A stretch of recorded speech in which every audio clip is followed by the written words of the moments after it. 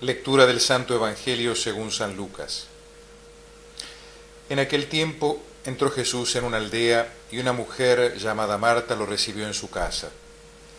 Esta tenía una hermana llamada María, que sentada a los pies del Señor escuchaba su palabra.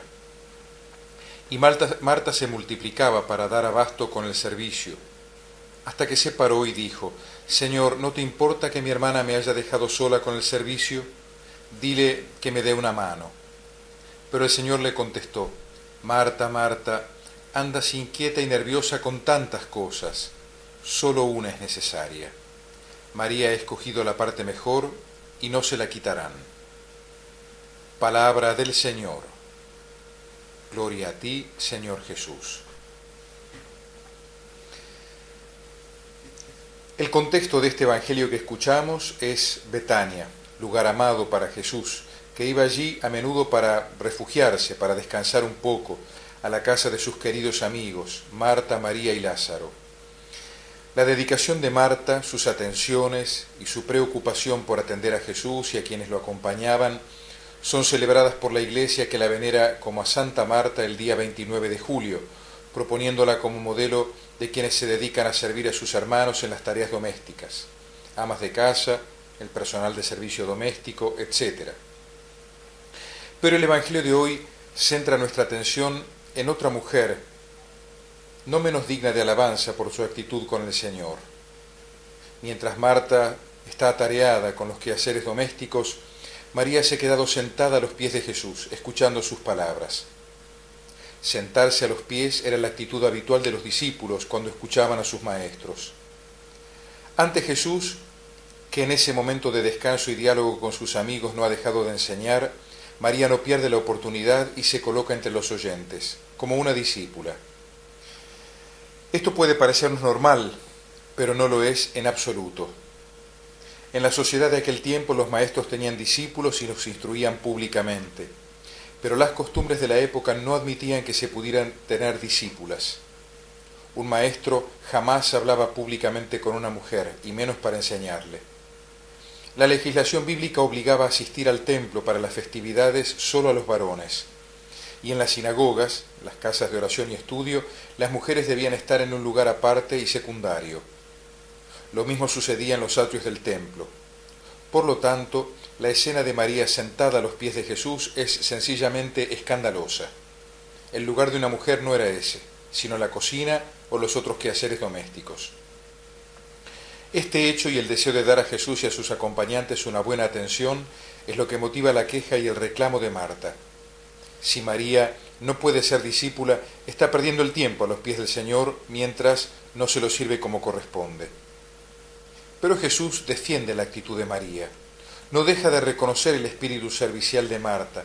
Te preocupas por muchas cosas, pero enaltece la actitud de María, que ha elegido la parte mejor. Hay entonces una doble lección. Se valora y se aprueba todo lo que sea servir a Dios, pero al mismo tiempo se presenta la escucha de la palabra de Dios, el discipulado, como el primer, más elemental y mejor servicio. Este Evangelio nos ayuda a comprender la importante diferencia entre hacer apostolados y ser apóstol, ser discípulo. Discípulo, etimológicamente significa discere, aprender del maestro. El discípulo permanece en actitud de escucha, incluso en un tiempo como el nuestro, signado por una grave hipoacusia espiritual generalizada. Dichoso el que escucha la palabra de Dios y la practica. María escuchaba la palabra y la guardaba en su corazón. Es importante destacar lo absolutamente revolucionario de la actitud de Jesús al admitir a María como discípula. Es un gesto que rompe las barreras que desde siglos los hombres han puesto para marginar a la mujer en la sociedad, también en la sociedad religiosa.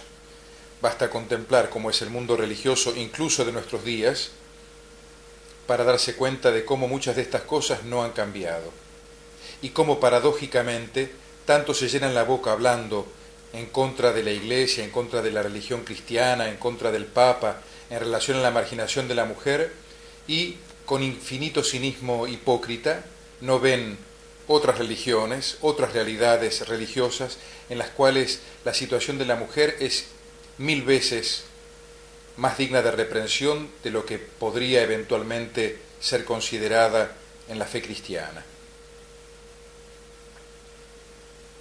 El Evangelio de Lucas muestra muchas escenas en las que Jesús obra como amigo de los marginados de aquella época, como come con los pecadores, recibe y perdona a las mujeres de mala vida, se rodea de pobres, despreciados porque al no conocer la ley no la cumplían correctamente, trata igual a los judíos y a los extranjeros, y hoy concretamente concede a las mujeres, igual que a los varones, la gracia de ser sus discípulas sin hacer distinciones.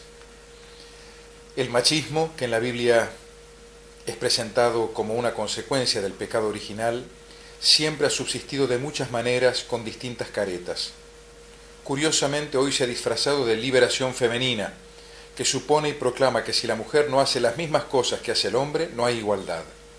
Y así, muchas mujeres pierden su feminidad, desprecian la maternidad, ridiculizan la virginidad, o bien, en una especie de versión teológica del tema, se reclama a la Iglesia, como si fuese un derecho, incluso aquello que el mismísimo Cristo en persona, que como vemos no titubeó jamás en romper con los esquemas que hubiese que romper, cambió: el sacerdocio para las mujeres.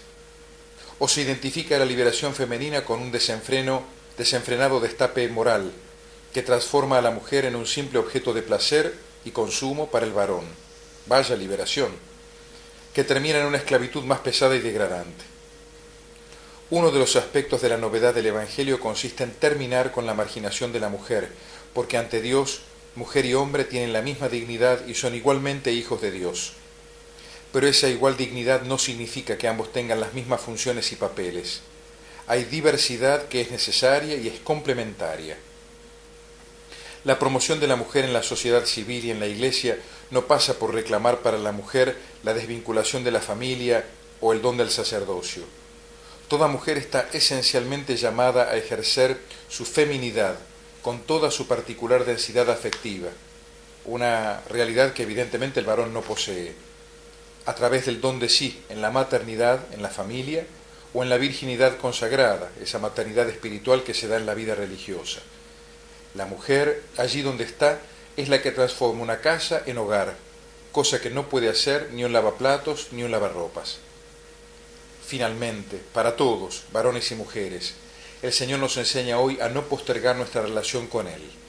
El domingo pasado se nos instaba a no invocar a Dios para desentenderse del prójimo. Hoy se nos pide no descuidar nuestra relación con el Señor invocando compromisos sociales. O si lo queremos, en las sabias palabras de Santa Teresa de Ávila: ni María sin Marta, ni Marta sin María. Contemplemos, como perfecto modelo del Evangelio de hoy, a María Santísima, síntesis perfecta de acción y contemplación, bandera la más auténtica de todas de la dignidad femenina. Amén.